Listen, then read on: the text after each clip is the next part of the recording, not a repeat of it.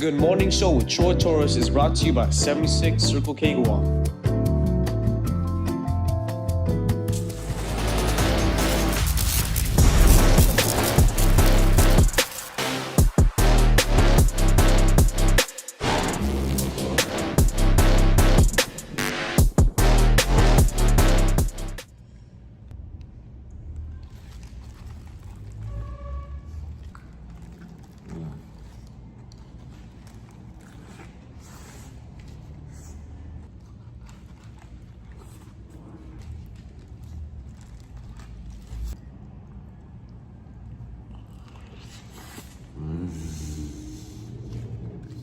Storm, storm, go away. Don't come again another day because we need to get to the first deadline in the trial schedule, in the pre-trial period in the Tenorio Corruption Case, which is coming up in just 7 days.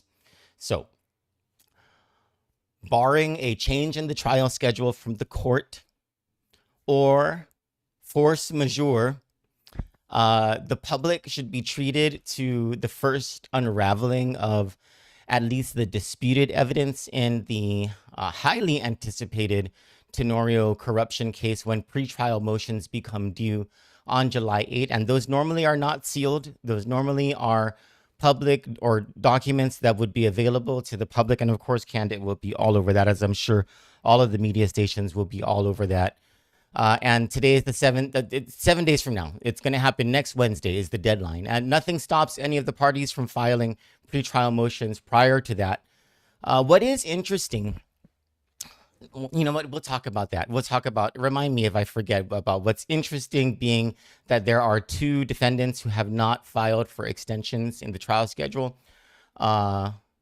And I forgot the other thing, but I'm sure I'll remember it when I get to this part of the topic. But that's the second half of the show. The first half of the show, we're going to talk to Landon Aydlett from the National Weather Service Guam office. The Joint Typhoon Warning Center did, as he said, as he predicted overnight, increase the likelihood that Invest 95W will become a significant tropical cyclone. That's anything from a tropical depression to a typhoon. And it normally starts as a tropical depression. Within the next 24 hours from medium likelihood to high likelihood. So sometime within the next 24 hours, and we'll see from Landon Aydlett when he expects that might happen within the 24 hours, Invest 95W likely will become a tropical depression as it makes its way toward this area. Now, where in this area, we're going to find out from him whether there's been any closing of opportunities for this thing to head somewhere else away from the main islands of the Marianas, or whether this is closing in on us. And if it's us, are we all going to feel it? When might this be? How strong might it be by the time it gets here? We'll talk to Landon Aydlett about all of that on the other side of the commercial break. Stick with us.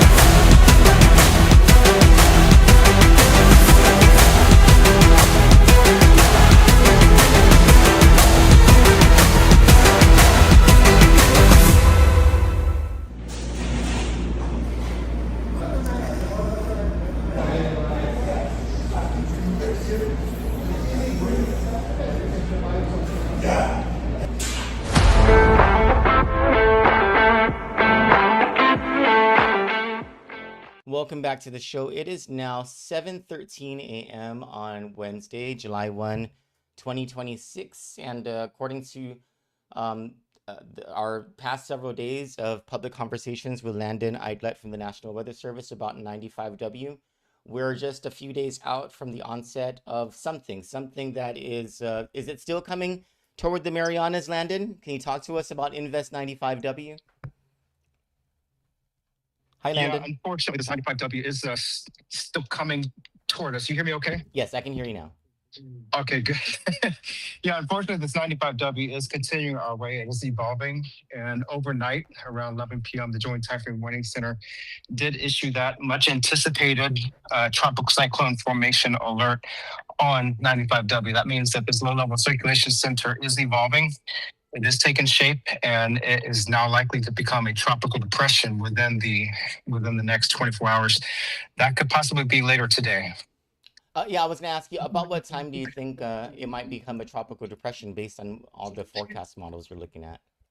It's too early to say exactly because I know there's TCFA indicates within 24 hours, but that could happen possibly by end of daylight tonight or daylight today.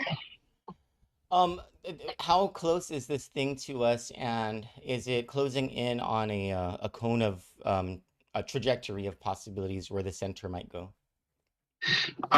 First off, a caveat, I'm just getting in my car now, leaving the office to get to a funeral, so I might lose connection in the next 90 seconds, but I'm otherwise still here.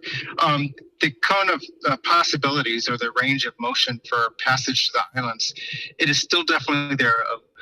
Overwhelming majority of models still pass this system in some form of a tropical cyclone. That's a depression, tropical storm, or a typhoon, or a major typhoon, somewhere through the Mariana Island chain, most likely between Guam and Pagan Island. So this is questions for several days now is that everybody in the Mariana Island chain needs to watch this very closely. A number of different forecast scenarios bring it over Guam, maybe just south of Guam, others through the Rota Channel or Rota, and others for Saipan and Tinian, and some to the north. So these are just a range of all the possibilities that are still out there, but it's still 4 days away. So we have 4 days for this thing to evolve, to develop, to intensify, and to shift in general track and philosophy. You said 4 days away. Is it coming closest to us on Sunday? Yeah, we're still looking at a time frame of Sunday into Monday for that passage. That's one thing that's been holding fairly consistent the last several days, is that Sunday into Monday time frame. As far as the onsetting of conditions, it's hard to say, and it really depends on the next couple of days, how fast this moves out of eastern Micronesia and how fast it moves toward the Mariana Islands, as well as its overall storm structure and symmetry. We could probably see increasing clouds and maybe some gustier winds arriving later on Saturday, but the worst conditions, we're still looking at that passage somewhere between Sunday and Monday, and we'll definitely be fine-tuning that information as things become more in line with reality. Once we see this tropical depression, we'll have a whole lot more information coming in, a lot more modeling focused on this tropical cyclone, as well as charts, graphics, and timelines. What type of storm are we likely to see when it gets closest to this area?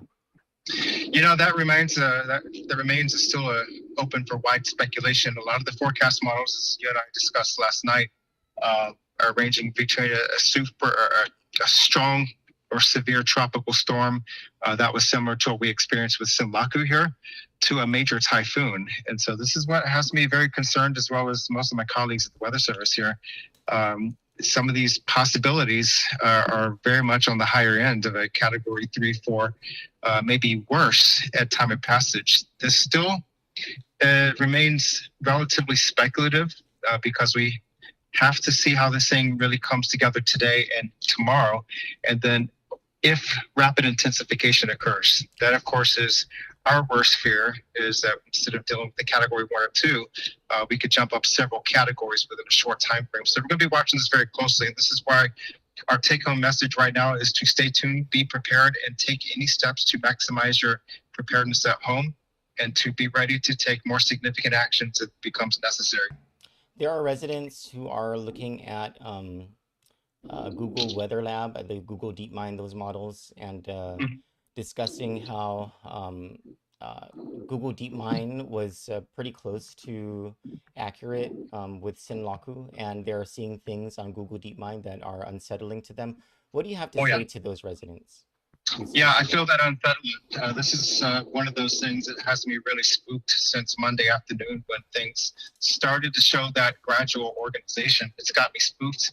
I'm deeply concerned, especially for the CNMI. This is going to be a pass over Saipan and Tinian again. My gosh, I can't imagine the anxiety that people are dealing with, even at this point, with still room for speculation.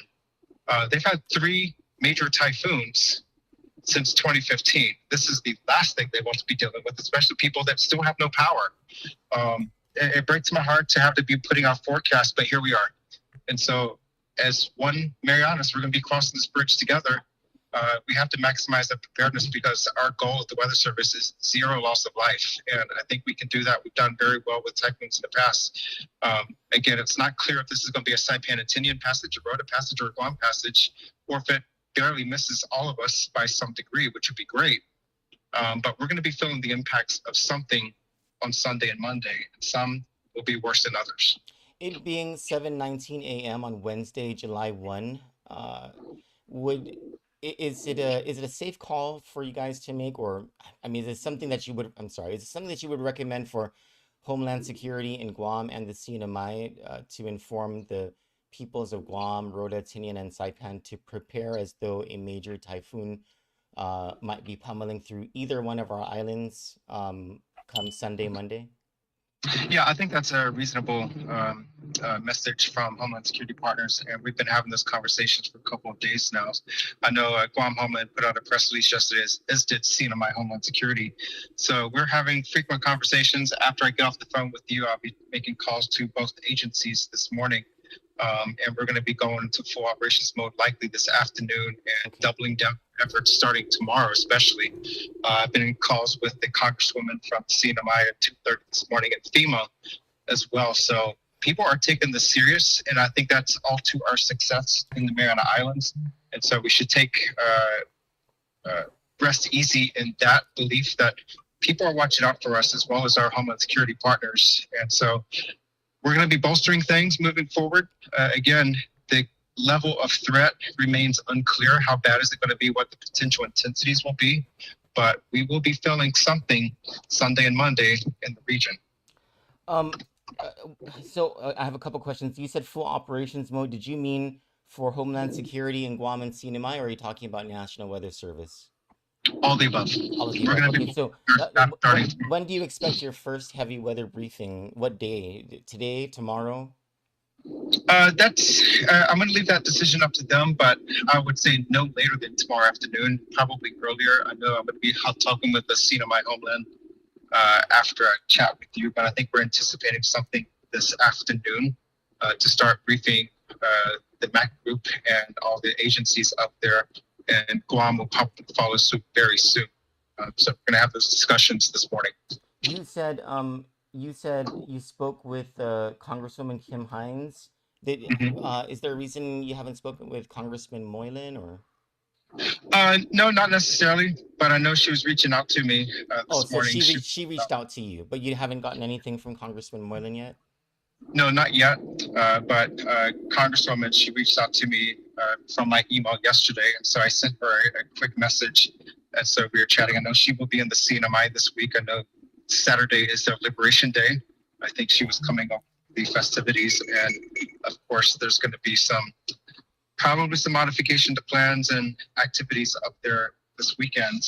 But I know she will be in town, and impeccable timing.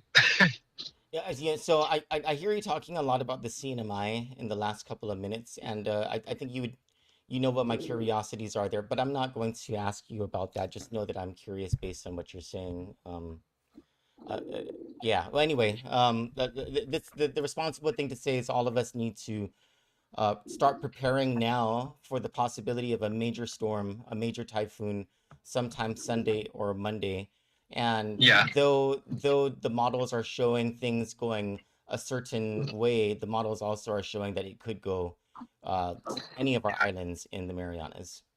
Now, let me be very transparent since you brought that up. I'm speaking heavily towards CNMI because I'm so concerned for them with the passage of Sinlaku and the ongoing response and recovery effort. Yeah. So they're in, it just breaks my heart that if they have to deal with a fourth major event, the second one this year alone, it just breaks my heart. Yeah. But I speak with the governor of Guam this morning at 5 a.m. She and I, we live on a tight leash together right now in these events.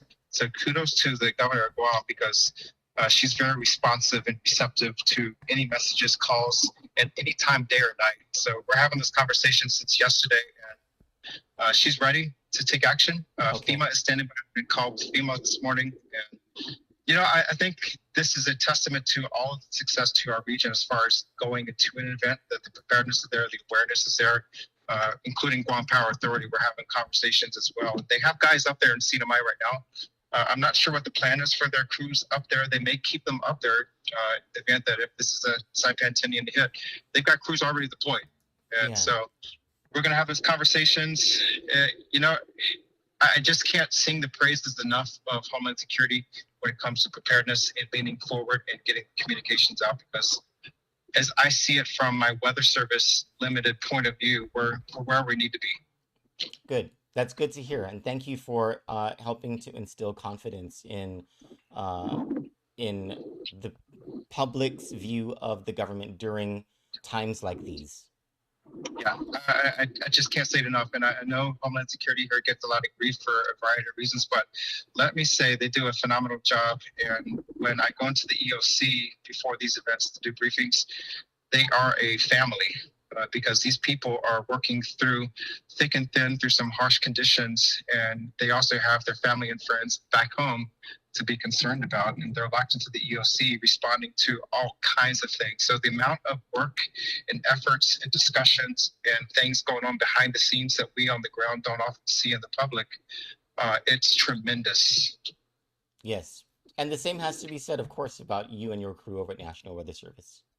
Oh yeah, we're nonstop. We're bolstering staffing starting no later than tomorrow, just to add extra hands on staff, because the decision support service, the communications, and the social media, we take that very seriously, because we want to make sure people are getting the information they need when they need it, and they can understand it, receive it. Yeah, and thank you guys for that. Landon, I'm going to be the second half of my show. I'm going to take a few minutes on it, and then I'm going to end my show and draft up our storm update number 3 based on our conversation just now. I know that you're going to be in a funeral. I'm hoping that I'll be able to send you the draft of it to just make sure that all the language is correct. Sometime in the next maybe 30-40 minutes, I'm not sure, just depends how long I spend talking about the Tenorio Corruption Case. And then is that okay with you? Yeah, that's fine. I might have one hand on the casket and one hand on the phone looking through your information. We'll see. In all fairness, my friend Joanne, whose funeral I'm here for, I think she wouldn't want it any other way. I think this is her way of getting a last laugh at me and making my life fun and exciting. I'm sorry about your friend. The last name is Sosa, right? That's correct. Joanne Matanani Sosa. Yeah, we're running her obituary. Yeah, my condolences. Yeah, she is a tremendous loss. My gosh, and what a supporter in our denial. Landon? Yes, I'm still here. Oh, there you go. But you said what a support, and say it again. Yeah, a tremendous supporter and vocal proponent for music and arts on Guam and in the schools, and we need to keep that fire burning. We need to get music and arts in all the schools and bolster those programs. My gosh, I can't say it enough. Yeah, I agree. I completely agree. Can we talk tonight for at around 7:40 p.m. for the evening show here in Kandit? Yeah. Absolutely. Thank you. Do you think there's probably going to be quite a few changes by tonight, right? There may be some changes. I don't expect any curveballs, but there may be some upgrades and changes. We'll have to see how things track today. I did send a all-hands stakeholder weather alert email that just went out to all stakeholders and partners and media across the region about 10 minutes ago. So that's going to have some graphics and a lot of information on TC preparedness and other details. So be sure to share that, post it, and propagate those messages. Is it the weather alert, tropical cyclone formation alert issued? Okay, got it. I see it now. Yeah, thank you. Thank you so much, Landon. We'll talk to you tonight or otherwise throughout today. Talk very soon, Troy. God bless you. Bye. God bless. Okay, so things are getting pretty real with Invest 95W. Last week, Jacob Nakamura with Kandit, he's the one who takes a look at these things and tells me that, hey, the weather models are showing this. You might want to ask Landon or Brandon about this or that. And that's Jacob is how we're always able to be one step ahead of these things. And last week, Jacob was saying, I'm not going to tell you everything Jacob said because I don't want to flip people out, but Jacob was saying that there's going to be something coming toward the Marianas, and it's already starting. And Jacob even said, I bet it's going to be Invest 95 Ws. But anyway, so it's turning out like there's something for us to be far more prepared for. And different models are saying different things. Landon Aydlett is saying in terms of where it's going to go, the center of it specifically, whether it's Guam, Rota, Tinian, or Saipan. Anything from a tropical depression to a major typhoon is what he's saying. That there is the AI models, which for Sinlaku, which was a different event, this is a whole new event, but for Sinlaku, pretty close to accurate, right? The AI models are showing a few things, but I think the key takeaways here are a more urgent need to pay attention to the updates from National Weather Service, probably multiple times a day, to go to their website to see whether the updates to their special weather statements and things like that. And of course, you will have the morning and the evening updates from Landon Aydlett here on Kandit. We'll have the written story updates that will happen through the day. And as things increase, of course, the frequency of these updates will increase, just the same with how we handled the Sinlaku event as much as we are able to, right? He disclosed to us that FEMA already is in communication. Congresswoman Kimberlyn King Hines from the CNMI already is in communication with him. So is Governor Lulian Guerrero. They had a 5 a.m. call. He said, this has me pretty spooked and deeply concerned, especially for the CNMI in the context that they're still recovering from Sinlaku, not in the context of this is definitely going there or anything like that, but it remains a possibility that some type of cyclone is going to more directly affect the CNMI, just as it's a possibility it could directly affect Guam. He says, this is what has me very concerned. Some models showing a category 3 or 4 or possibly even more. We'll know more with the passage of time. And he says, definitely, for all of us in Guam, Rota, Tinian, and Saipan, prepare as though, he would recommend to Homeland Security in CNMI and Guam to tell all of our peoples, prepare now as though a major typhoon will be coming through the area Sunday or Monday. On the other side of the commercial break, I want to talk about the Tenorio Corruption Case because it's in 7 days. In 7 days, the first deadline is coming, and this is significant, and this is something that we should all be anticipating and discussing as a community for all of the right reasons. We'll get to that on the other side of the commercial break. Stick with us.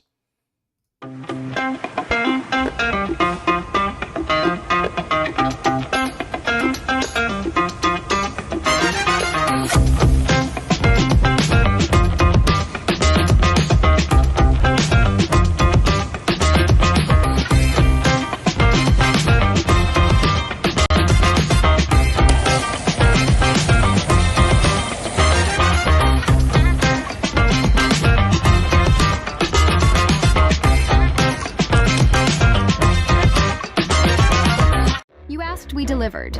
Guam AutoSpot is extending our overstock sell-off with the hottest deals on island, like our 2025 GMC Canyon with $4,000 off, or slide into a brand new Mitsubishi Eclipse Cross, starting at just $24,995. September is your chance to drive big and save even bigger.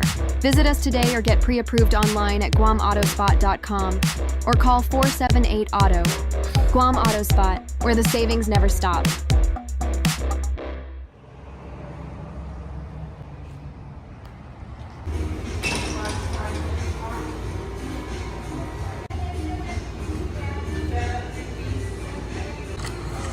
The stuff's hitting the spot.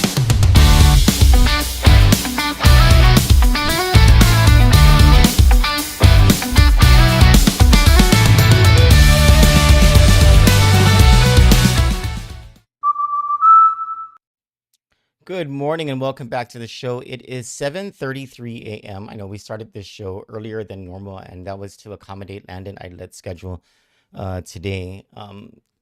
The, the weather was the most important thing that we had to get out, that we had to discuss. And he's a pallbearer in a funeral for his dear friend Joanne Sosa.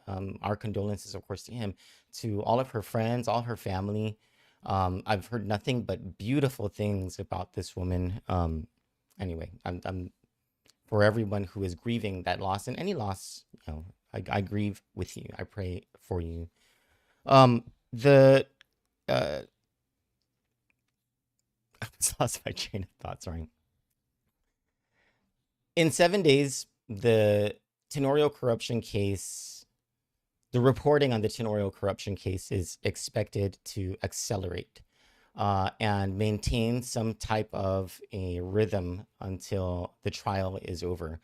The first day of trial is scheduled to be on September 22 this year. That was a trial schedule that was implemented by the judge months ago, and that the defense has been trying to change for, and now they want the trial schedule to begin in 2027, some of the defense. And throughout the status hearings, the magistrate judge had admonished the defense that you guys are not providing me with actual reasons, details that specify what problems that you're having reviewing the evidence, so that there would be an actual reason to delay the trial again, because the delays in the trial have been from the defense side.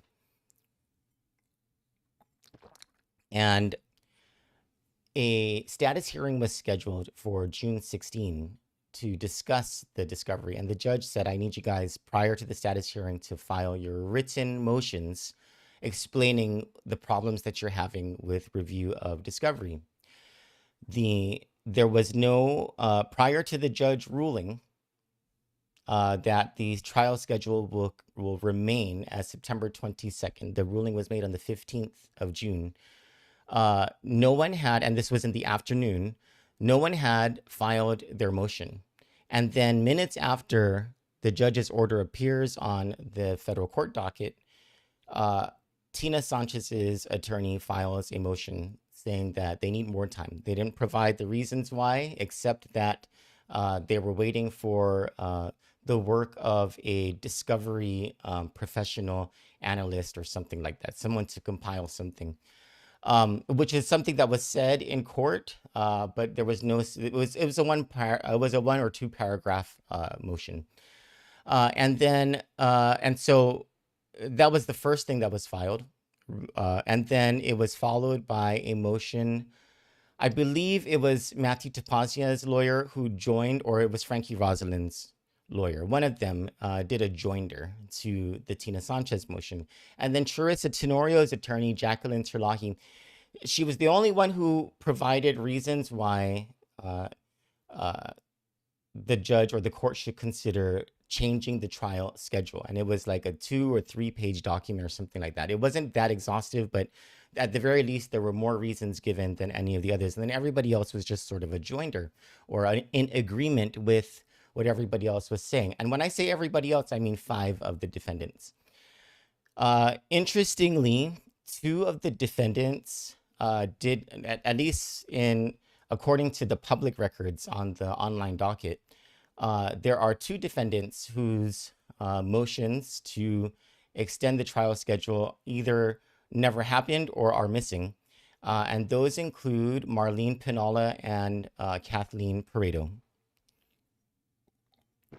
And it could be any number of reasons why they didn't file something. Maybe, unlike the others, maybe they have completed their review of the discovery and they do not need an extension. Maybe their pretrial motions already are queued up based on whatever they've already been able to review in the discovery.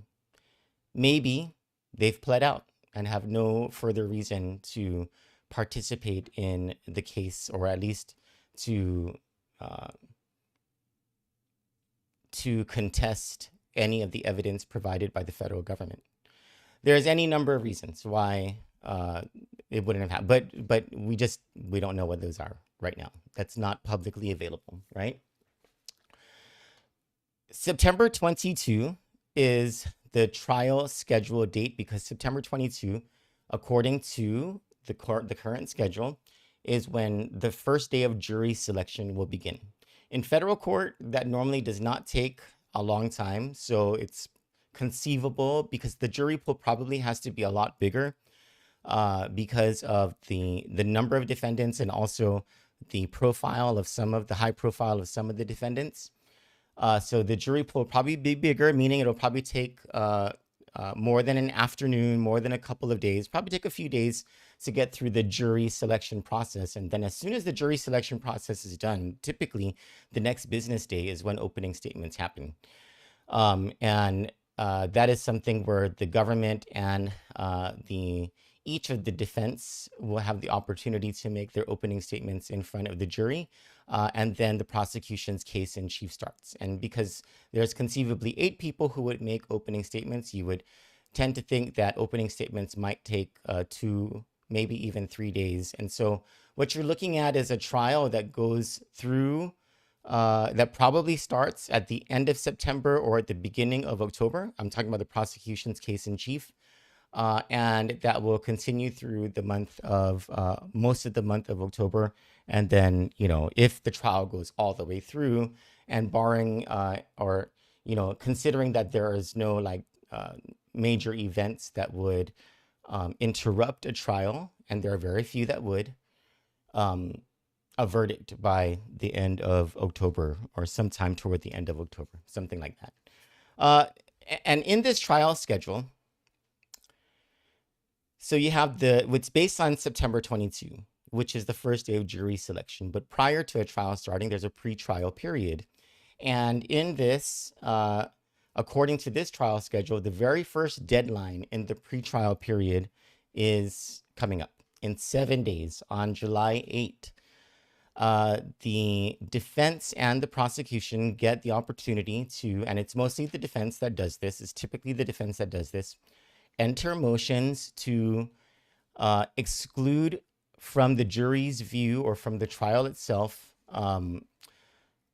evidence that the other side has entered into the record. So the discovery, right? In the discovery, so we know that there's 1 million pages of this and some gigabytes of that, and hours of an unknown number of hours of witness testimony to the federal investigators and to the U.S. Attorney's Office and all that, right? We know there's a lot. We just don't know what's in there, because that's not something that the public has been privy to. All the public knows based on what's available on the online docket is that there was a multi-year investigation by the FBI. There was warrants that were obtained. Some of those warrants have been unsealed. Those warrants have been able to provide us information, more insight into the alleged crimes, right? And we've reported on all of that. And then it led to an indictment by the grand jury. The grand jury saw all this stuff and was like, yeah, there's probable cause to charge these people. They charged 7 people, and the feds have alleged that there are unnamed co-conspirators who have been uncharged in all of this. And so what we know comes from the indictment, the warrants, the superseding indictment, and what witnesses have been able or were able to tell the media. And we got two of those witnesses to speak to us, as long as we modulated their voices and gave them pseudonyms. And those were Pat and, gosh, I forgot the name of the other person. Pat and something. Anyway. It's in our files. Kanditnews.com. The very first, the big box that comes up is the Tenorio Corruption Case. Anyway, so that's all that the public has been able to know is from those things. Pre-trial motions are based on the discovery that we have not been able to see as the public. It's not on any online docket or anything like that. And when the defense makes their motion to suppress evidence or, to exclude certain things from the trial, they have to name what it is. They have to describe it. Then they have to go into the case law that suggests why, it's within their client's right that that this be excluded, or this not, that the jury not see this stuff. And these typically are not sealed motions. These typically are public motions. So this is going to be our first glimpse into what it is that is in this case that has not yet been publicly known. And it doesn't stop there, because just because a motion is made doesn't, the arguments continue on paper. Several days later, the court has assigned a deadline for responses to those pretrial motions. And then you see the prosecution produce more information that comes from the evidence. And then the defense gets its opportunity to come back and reply to those responses just a few days later. So it's going to be a very active season in discussing all of this. And I'm excited. I've been excited to cover this case because, look, my friends, if there is no criminal justice when it comes to corruption, then those who would want to express their greed upon the public, those who would have no problems in taking from the public trough what doesn't belong to them, will be emboldened now and for years and generations to come, understanding that you can get away with it. As long as you do this in a corrupt way against the system, if it's just a white collar crime, so to speak, you can get away with it. As long as you're connected, you can get away with it. And perhaps this is the problem, right? There have been for quite some time so many people who have done this and have gotten away with it. And maybe that's what led to all this. And so that's what leads us who have been following this case to a desire for criminal justice to make its way all the way through. For Kandit News, I'm Troy Torres. You all have a beautiful day. God bless you all, and thank you so much for joining me this morning. Join me tonight for the Troy Torres Show, where we'll have the latest from Landon Aydlett with the National Weather Service about Invest 95W. Have a great morning.